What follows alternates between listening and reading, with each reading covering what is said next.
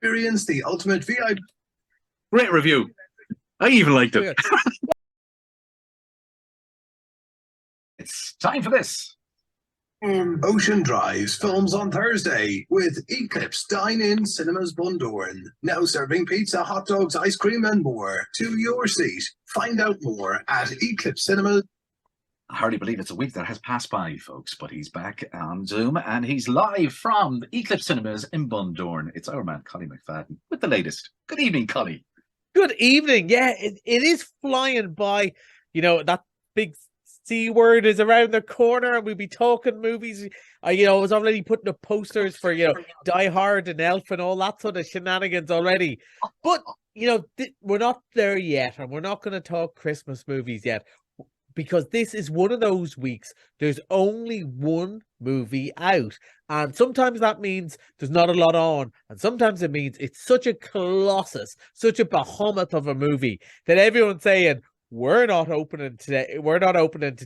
We're steering clear of this one because everyone's going to go and see this. And it is, of course, Black Panther 2, Wakanda Forever. Now, wow. I know people are already going, oh, no, your man's on about one of those superhero movies. Wasn't it just the other day there was another superhero movie? And, there's a bit of truth in that. But every now and then we get ones that are something different, ones that stand out and go, this is a proper movie that just happens to have superheroes in it. And this is what they're aiming for with this one. Black Panther was a huge success. It really changed the way we look at superhero movies, particularly because the cast, a lot of it was filmed and made in Africa, and it just looked different and brought out another flavor of superhero movies. And then all big plans for Black Panther 2. And then, of course, very shockingly, the star, Chadwick Boseman, died quite suddenly of cancer. And they really had to stop and think, what way were they going to do the movie? Should they rewrite it? Should they recast it? What to do? They came up with a solution.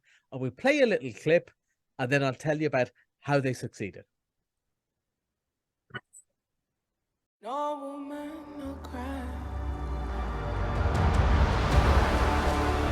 I am queen of the most powerful nation in the world!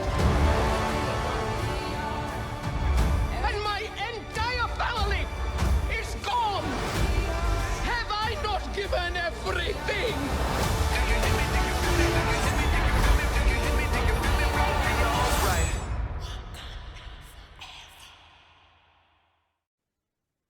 I assure you there was dialogue in there, but I can tell you one thing. I want to see this movie. Yeah. I want to see it now. And usually that's exactly the point. Usually now you kind of go, oh, yeah, it looks like fun, but, maybe not my cup of tea. One of the things that's really clever about this movie, they've decided to kind of lean into the tragedy that happened. So it is a superhero movie, and we still get, buildings crashing and people flying around, an amazing spectacle. Some of the battle scenes in this are really great.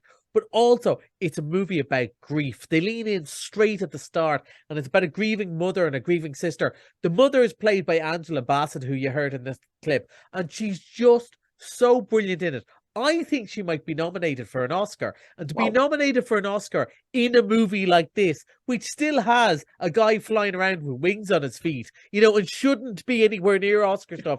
She's just so impressive. She's just a handsome woman who just dominates. You look at her and you go, absolutely, she's a queen. 100% she's a queen. There's nothing about her that doesn't go, royalty. I am no monarchist, but I would bow down in front of that woman. It's really impressive. And the other thing is, I've said this to you before, that I've always thought in these movies where, basically it's a goodies versus baddies, always the best ones are where the baddies are people that you go, I think he's got a point. They did that very well in the first Black Panther, where it was about, there was this nation, the little African nation, and they had this precious mineral called vibranium that made them very powerful. And they said, if we let the world know we've got this, they will try and colonize us. So they pretended they were really, backward, undeveloped nation. And they had this most wonderful country in the world behind the scenes in front of everyone. But now they're out in the public. People are out to get them. And there's another nation who also have this stuff, who people haven't found yet. And they say, Now that you've let the cat out of the bag, they're going to come for us too. And we're going to blame you. And we're going to come and get you first. You're either with us or you're against us. And it's really clever. It looks amazing. You were saying from the clip, just the colors, both the colors of the of Wakanda, the sort of tribal dress with modern battle dress, but also the new bad guy in it is kind of Namor, who's a famous Marvel character who comes from under the sea, and his people are all dressed in sort of you know, I would say it's Aztec style clothing, and it's just spectacular looking. I really enjoy this, but you know, I'm a very positive attitude to these sort of movies. I thought I would anyway. You're in heaven. But my nerd gang, you always know when it's a big movie, Shamey, because when I do the test preview, when I get the text messages going, Collie, are you testing that movie? Can we come in and see it? And yeah, my phone was buzzing from the staff in the Eclipse Cinemas Bundoran, and they, who would be much stricter on that stuff because they love superhero stuff so much, they can be quite sniffy about it. They just thought they could not take their eyes off it. It is long by normal standards. It says 2 hours 40. It's actually only about 2 hours 20 minutes. Just a lot of trailers or a lot of credits at the end because of the spectacular stuff. But it's zipped by, and it's like the other movie we're going to talk about. When the movie is very good, a movie can be 2 hours 20 or 2 hours 40, and you go, that's fine because it earned it. It's the movies that you go, that was 1 hour and 40 minutes, and it felt like a week. You know. This is not one of those. I thought it was really good. If those of you who got to go, you know, I don't mind the superhero movies, but not really my sort of thing, I think this is something really good. It's so impressive. It looks amazing. There's no other superhero movies, other than, of course, the first Black Panther, that look quite like that, to the people, the direction, and just the imagination. The sheer imagination that went into creating these worlds is really something special. And it's raised the bar again. I thought it was very impressive. Yeah, well, I'm not a Marvel fan. I'm not a big fan of all that. But from what I've seen of this, and I just wanted to see it. I said, this looks great. You want to see it. You want to let it wash over. The music's great as well. Kendrick Lamar is involved in it again.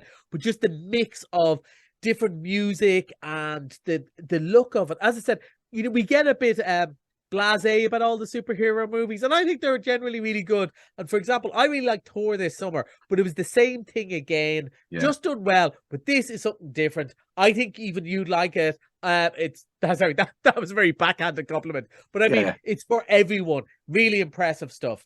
Okay, well, let's move on to Mr. Monday. Yeah, well, we were talking about long movies, and this one we talked about a lot last summer, that it is long, but you don't care. It's Elvis. One last chance to see one of the two massive movies we had. Of course, we had Top Gun last week, and Elvis just one more time to see it in the big screen. I know you loved it. I went twice, and I loved it, and I'd probably go again. And that's the whole thing. It's like what I was saying about those lads with Marvel movies would be like you with Elvis. If it had been bad, you would have been very critical of it because you love Elvis and you would have known if it stank the place up or if it made stuff. So the fact that me, who's not necessarily a big fan, and you both adored it, we'd a load of 16-year-olds coming in because they love Austin Butler, the star of it, and they came in as Austin Butler fans and they left as Elvis fans, which is a really thing. And it's mad to see Elvis is doing so well in Spotify charts and so on. And it's not people my age and your age, Amy, that are doing it. It's the young ones that are learning about real music. That's Collie on Movies. Get to the Eclipse Cinemas up there in Bundoran. You'll enjoy. And we'll talk to you back here next Thursday. Thanks, Collie. Bye.